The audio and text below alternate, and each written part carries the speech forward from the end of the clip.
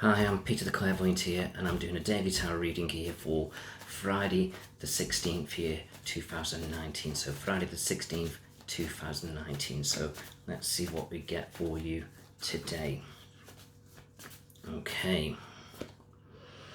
So I just feel as though now it's about sort of focusing on money and focusing on family life a little bit. It just feels like money just needs tidying up a little bit. It's not bad or negative, but we just need to make sure now we're getting either good value for money or we're making money last that little bit longer.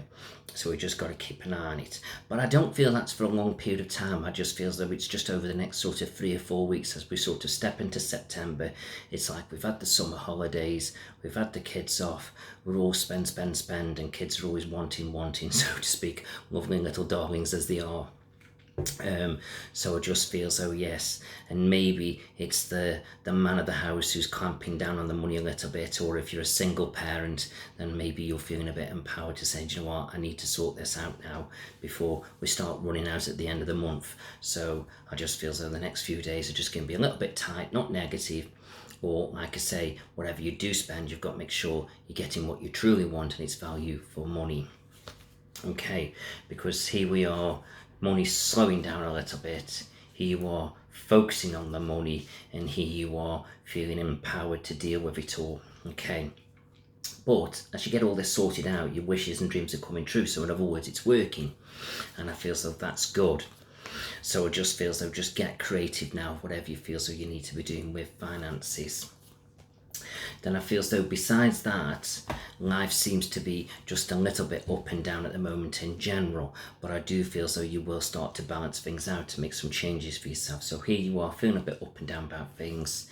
Here you are making some big major changes. It's like you're knocking everything down, kind of rebuilding yourself, and I feel as though it's a good thing to do. So don't worry about it. All you've got to do now is just communicate your thoughts. And as I pick another card out, that returns passion and sensitivity back to the normality. So in other words, everything starts working out for you quite nicely. So I just feel as though now, just got to get a grip on things now to do with money, to do with finances, to do with life in general, and anything you're not exactly happy about or things that you feel as though you need sorted. I'm also being drawn to love life a little bit, needs your attention as well. Some things need to be said. It doesn't mean it's anything negative. It just feels like sometimes you feel like your voice is not being heard.